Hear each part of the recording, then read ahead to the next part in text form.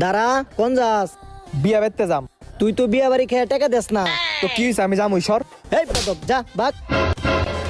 তোরা আমারে মারলি, তোরা জানস আমার একটা কলে এনে 100 পোলা বানায় পড়বো। 100 বলা বানাইবো। দে কল দে। কল দে। খারা। আচ্ছা, যদি কিছু মনে না করেন হটস্পটটা একটু দেয়া যাইবো।